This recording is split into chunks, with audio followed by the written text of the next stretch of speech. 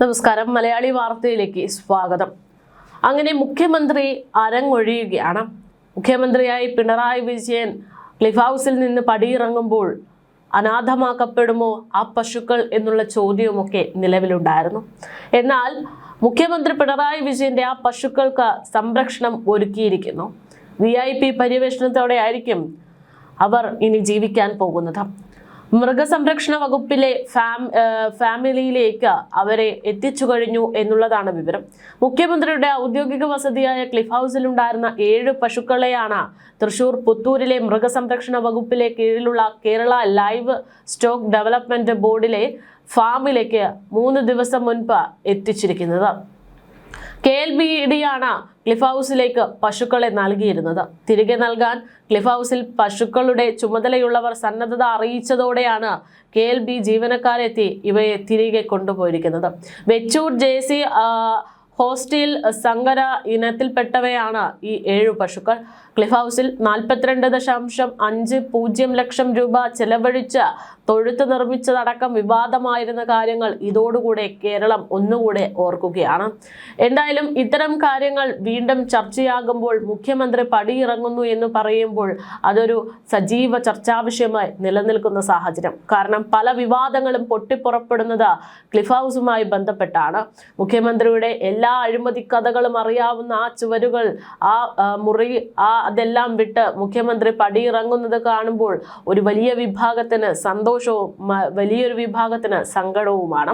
കേരളത്തെ ഇത്തരത്തിൽ വലിയ രീതിയിൽ നയിക്കാൻ പിണറായിയെ കൊണ്ട് മാത്രമേ സാധിച്ചുള്ളൂ എന്നുള്ള ഒരു അവകാശവാദം നിലവിൽ മുഖ്യമന്ത്രിയെ പോലും തിരഞ്ഞെടുക്കാൻ പറ്റാത്ത UDF അധികാരം കാണുമ്പോൾ കമ്മ്യൂണിസ്റ്റിലെ പല നേതാക്കന്മാരും ചൂണ്ടിക്കാണിച്ചു വരുന്ന സാഹചര്യം.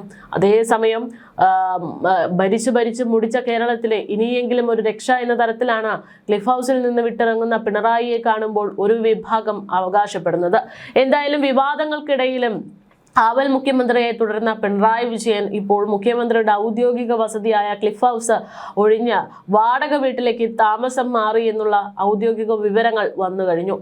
തിരുവനന്തപുരം ബേക്കറി ജംഗ്ഷന്റെ സമീപത്ത് റിസർവ് ബാങ്കിന് പിന്നിലുള്ള പാരിഷ് റോഡിൽ നിംസ് ആശുപത്രിക്ക് സമീപത്തുള്ള വീട്ടിലേക്കാണ് മാറിയിരിക്കുന്നത് എന്നുള്ളതാണ് വിവരം. ആശുപത്രി മാനേജ്മെന്റിന്റെ ഉടമസ്ഥതയുള്ള വീടിന് 5 വർഷത്തേക്ക് പാട്ടത്തിനെടുത്തുകൊണ്ടാണ് താമസം ഉറപ്പിച്ചിരിക്കുന്നത് എന്നുള്ളതാണ് വിവരങ്ങൾ. 6ലധികം കാറുകൾ പാർക്ക് ചെയ്യാനാകുന്ന തരത്തിലുള്ള വിശാലമായ മുറ്റം ഉൾപ്പെടെയുള്ള ഇരുനില വീടാണ് മുഖ്യമന്ത്രി തിരഞ്ഞെടുത്തിരിക്കുന്നത്. ഭാര്യ കമല, മകൾ വീണ, ചെറുമകൻ ഇഷാൻ, മരുമകനായ CPM സംസ്ഥാന സെക്രട്ടേറിയറ്റ് അംഗമായിട്ടുള്ള PA മുഹമ്മദ് റിയാസ് എന്നിവരടക്കം ഇവിടെ താമസം ഉണ്ടാകും എന്നുള്ളതും വിവരങ്ങൾ പുറത്തുണ്ട്. ഡൽഹിയിൽ പോളിറ്റ് ബ്യൂറോ യോഗം കഴിഞ്ഞ ദിവസം വൈകിട്ടാണ് പിണറായി വിജയൻ ഈ വീട്ടിലേക്ക് എത്തിയത്. CPM സംസ്ഥാന സെക്രട്ടറി MV ഗോവിന്ദനും ഒപ്പമുണ്ടായിരുന്നു. ക്ലിഫ് ഹൗസിൽ പിണറായിക്കും കുടുംബത്തിനും സ്വന്തമായി ഉണ്ടായിരുന്ന സാധന സാമഗ്രികൾ ഇവിടേക്ക് തന്നെ കഴിഞ്ഞ ദിവസം മാറ്റിയതും ശ്രദ്ധേയമായി. മുഖ്യമന്ത്രി എന്ന നിലയിൽ ലഭിച്ച സമ്മാനങ്ങളും മറ്റും പാർട്ടി ഓഫീസുകളിലേക്ക് നൽകിയിരിക്കുകയാണ് എന്നുള്ള വിവരങ്ങളും പുറത്തു വന്നിട്ടുണ്ട്. AKG സെന്ററിൽ ഫ്ളാറ്റ് അനുവദിച്ചിരുന്നുവെങ്കിലും അവിടെ അറ്റകുറ്റപ്പണികൾ നടന്നുകൊണ്ടിരിക്കുന്ന സാഹചര്യത്തിലാണ് ഈ വാടക വീട്ടിലേക്കുള്ള മാറ്റം. ഈ ഫ്ളാറ്റും പിണറായി ഉപയോഗിച്ചേക്കാനുള്ള സാധ്യതകളുണ്ട് എന്നുള്ളതാണ് സൂചന. പ്രതിപക്ഷ നേതാവ് ആകുകയാണ് എങ്കിൽ കന്റോൺമെന്റ് ഹൗസിലേക്ക് പിണറായി താമസം മാറാനുള്ള സാധ്യതയുമുണ്ട്. VS അച്യുതാനന്ദൻ മുഖ്യമന്ത്രി സ്ഥാനം ഒഴിഞ്ഞ് പ്രതിപക്ഷ നേതാവ് ആകുന്നതിന് മുമ്പ് വാടക വീട്ടിലായിരുന്നു താമസം എന്നുള്ള രീതിയിൽ ഇപ്പോൾ മുഖ്യമന്ത്രിയുടെ ഈ ഒരു താമസം മാറൽ ചർച്ചയാകുന്നുണ്ട് എന്നതും ശ്രദ്ധേയം. അതേസമയത്ത് മറുവശത്ത് ഇന്നിപ്പോൾ 12-ാം തീയതി ആയിരിക്കുകയാണ്. എന്നിട്ട് പോലും മുഖ്യമന്ത്രി ആരെന്ന ചോദ്യത്തിന് UDF-ന് ഒരു ഉത്തരം കണ്ടെത്താൻ ഇതുവരെ സാധിച്ചിട്ടില്ല എന്നുള്ളതും വളരെ ശ്രദ്ധേയമായിട്ടുള്ള ഒരു വിഷയമാണ്. അതുകൊണ്ട് തന്നെ കാവൽ മുഖ്യമന്ത്രിയായി പിണറായി വിജയൻ തുടരുന്നു. കേരളത്തിലെ മുഖ്യമന്ത്രിയെ തീരുമാനിക്കാനുള്ള ചർച്ചകളുടെ ഭാഗമായി രാഹുൽ ഗാന്ധി നേരിട്ട് അഭിപ്രായങ്ങൾ തേടിക്കൊണ്ടിരിക്കുകയാണ് എന്നുള്ളതാണ് സൂചനകൾ. രാഹുൽ, നെഹ്റു കുടുംബത്തോട് അടുപ്പമുള്ള പലരുടെയും അഭിപ്രായങ്ങൾ നിലവിലെടുത്തു കഴിഞ്ഞു. ഇന്ന് കേരളത്തിൽ നിന്നുള്ള മുതിർന്ന നേതാക്കളുമായിട്ട് രാഹുൽ ഗാന്ധി സംസാരിക്കുമെന്നുള്ളതാണ് വിവരങ്ങൾ. അതേസമയം സോണിയാഗാന്ധി തീരുമാനം എടുക്കണമെന്ന് കോൺഗ്രസ് അധ്യക്ഷൻ മല്ലികാർജുൻ ഖാർഗെയുടെ അഭിപ്രായം പുറത്തു വന്നു കഴിഞ്ഞു. 50-ലേറെ MLA-മാരുടെ പിന്തുണ KCക്കുണ്ടെന്നും VD സതീശനും രമേശ് ചെന്നിത്തലയ്ക്കും ഒറ്റയക്കമുള്ള ഒരു സപ്പോർട്ടാണ് ഉള്ളത് എന്നുള്ളതാണ് നിരീക്ഷണം. ജനപ്രതിനിധികളുടെ പിന്തുണാ സംഖ്യ മറികടന്ന് മറ്റ് ഘടകങ്ങൾ സമീപകാലത്തൊന്നും ഹൈക്കമാൻഡ് പരിഗണിച്ചിട്ടില്ല എന്നതുകൊണ്ട് തന്നെ ഏകദേശം KC എന്നുള്ളതിൽ ഉറയ്ക്കുകയാണ് കേരള രാഷ്ട്രീയം. ബുധനാഴ്ചയോടെയാണ് തീരുമാനം വരാനുള്ള സാധ്യത എന്നുള്ളതാണ് നിലവിൽ വ്യക്തമാകുന്നത്. എന്തായാലും തീരുമാനം നീളുന്നത് കോൺഗ്രസിന് ദേശീയ തലത്തിലും ക്ഷീണമായിരിക്കുന്നു എന്നതിൽ യാതൊരു സംശയവുമില്ല. പ്രധാനമന്ത്രിയുടെ പരിഹാസത്തിന് പിന്നിലെ ശിവസേന ഷിൻഡെ വിഭാഗവും കോൺഗ്രസിനെ പരിഹസിച്ച് രംഗത്തെത്തി കഴിഞ്ഞു. ഇതിനിടെ രാഹുൽ ഗാന്ധിയുടെ ചോയ്സ് KC വേണുഗോപാലാണെന്നും സംസ്ഥാനത്ത് പ്രതിഷേധം തണുക്കുന്നത് നോക്കി പ്രഖ്യാപനം വൈകിപ്പിക്കുകയാണ് എന്നുള്ള രീതിയിലും ദേശീയ മാധ്യമങ്ങൾ റിപ്പോർട്ട് ചെയ്യുന്നുണ്ട്. മുഖ്യമന്ത്രിയെ തീരുമാനിക്കുന്നതിൽ MLA-മാരുടെ എണ്ണം മാത്രമായിരിക്കില്ല പ്രധാന ഘടകമെന്നാണ് K മുരളീധരൻ ഈ വിഷയത്തിൽ പ്രതികരിക്കുന്നത്.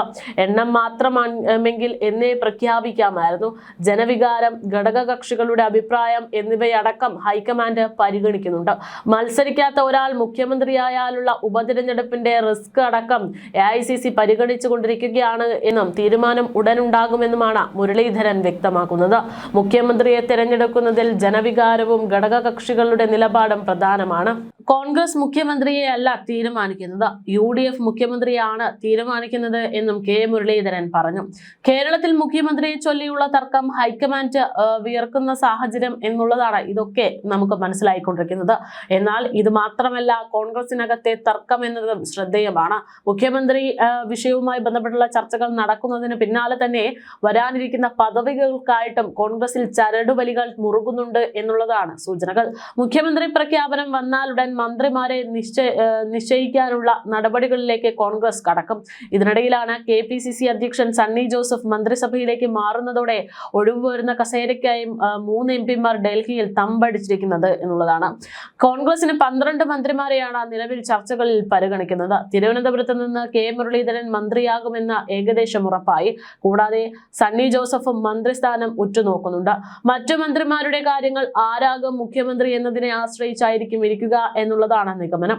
മുഖ്യമന്ത്രിയെ തീരുമാനിച്ചാലുടൻ തന്നെ മന്ത്രിമാരെ നിശ്ചയിക്കാനുള്ള നടപടികളിലേക്ക് കോൺഗ്രസ് കടക്കും. KPCC നേതൃമാറ്റ ചർച്ചകളും സജീവമായി തുടരുന്നു. സാമുദായിക സമവാക്യങ്ങളും പ്രദേശ പരിഗണനകളും അടിസ്ഥാനമാക്കിയായിരിക്കും മന്ത്രിമാരെ നിശ്ചയിക്കാൻ തുടങ്ങുക എന്നുള്ളതാണ് സൂചനകൾ. വിൻസെന്റിനെ ഡെപ്യൂട്ടി സ്പീക്കർ സ്ഥാനത്തേക്ക് പരിഗണിക്കുകയാണെന്ന സൂചനയുണ്ട്. CMPക്ക് മന്ത്രിസ്ഥാനം നൽകണമെന്ന സമ്മർദ്ദം കോൺഗ്രസിന് ശക്തമാണ്. കൊല്ലം ജില്ലയിൽ നിന്നും ബിന്ദു കൃഷ്ണ, PC വിഷ്ണുനാഥ് എന്നിവരെയാണ് പരിഗണിക്കുന്നത്. DCC പ്രസിഡന്റ്, മഹിളാ കോൺഗ്രസ് അധ്യക്ഷ എന്നീ നിലകളിൽ പ്രവർത്തിച്ച ബിന്ദു കൃഷ്ണ കോൺഗ്രസിന്റെ വനിതാ നേതാക്കളിൽ സീനിയറാണ്. ആലപ്പുഴയിൽ നിന്നും ലിജുവിനെ പരിഗണിക്കുന്നുണ്ടെന്നാണ് സൂചന. നിയമസഭയിലെത്തുന്നത് ആദ്യമാണെങ്കിലും സാമുദായിക പരിഗണന ലിജുവിന് അനുകൂലമാകും എന്നുള്ളതാണ് തീരുമാനം. ഇതോടൊപ്പം ഷാനിമോൾ ഉസ്മാന്റെ പേരും പരിഗണനയിലുണ്ട്. കോട്ടയത്ത് നിന്നും തിരുവഞ്ചൂർ രാധാകൃഷ്ണനെയും ചാണ്ടി ഉമ്മനെയും പരിഗണിച്ചേക്കും. ഓർത്തഡോക്സ് സഭ സമ്മർദ്ദം ശക്തമാക്കിയാൽ ചാണ്ടി ഉമ്മനെ മന്ത്രിയാക്കി തിരുവഞ്ചൂരിനെ സ്പീക്കർ സ്ഥാനത്തേക്ക് പരിഗണിക്കാനുള്ള സാധ്യതയുമുണ്ട്. എറണാകുളത്ത് നിന്നും TJ വിനോദ, VP സജീന്ദ്രൻ, അൻവർ സാദത്ത് എന്നിവരെയാണ് പരിഗണിക്കുന്നത്.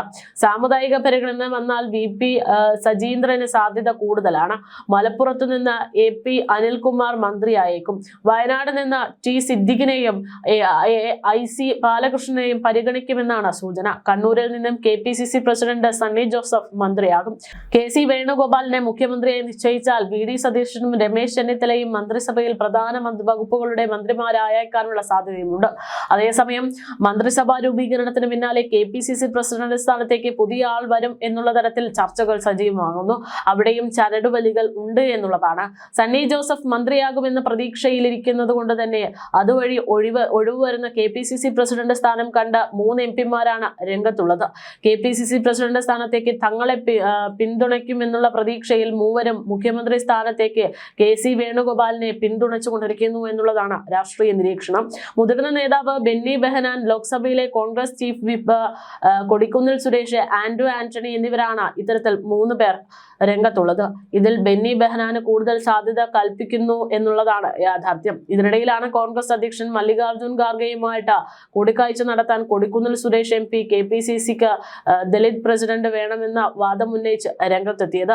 നിയമസഭാ തെരഞ്ഞെടുപ്പിൽ 14 പട്ടികജാതി സീറ്റുകളിൽ 9 കോൺഗ്രസ് നേടിയ സാഹചര്യത്തിൽ പട്ടികജാതിക്കാരനായ തന്നെ പ്രസിഡന്റ് ആക്കണമെന്ന് കൊടിക്കുന്നിൽ സുരേഷ് ഖാർഗെയോട് ആവശ്യപ്പെട്ടിട്ടുണ്ട്. കഴിഞ്ഞ തവണ KPCC പ്രസിഡന്റ് സ്ഥാനം അവസാന നിമിഷം കിട്ടാതെ പോയ ആളാണ് താനെന്ന നിലയ്ക്കാണ് മുതിർന്ന നേതാവ് ബെന്നി ബെഹനാൻ അവകാശവാദങ്ങൾ ഉന്നയിക്കുന്നത്. ബെന്നി പ്രസിഡന്റ് ആകുമെന്ന് കരുതി ഇരുന്നപ്പോഴാണ് KC വേണുഗോപാൽ താല്പര്യമെടുത്ത് സണ്ണി ജോസഫിനെ കൊണ്ടുവരുന്നത്. തന്റെ മുഖ്യമന്ത്രി പദ മോഹം സഫലമാകുന്നതിനുള്ള KCയുടെ നീക്കം കൂടിയായിരുന്നു ഇത് എന്നുള്ള തരത്തിലും ചർച്ചകൾ വരുന്നു. ഇരുവർക്കും പുറമെ സണ്ണി ജോസഫിന് പകരം അതേ സമുദായത്തിൽ നിന്നും പ്രസിഡന്റ് വരുമെന്ന നീക്കത്തിലാണ് ആന്റോ ആന്റണി എന്നുള്ള തരത്തിലും ചർച്ചകൾ പോകുന്നുണ്ട്.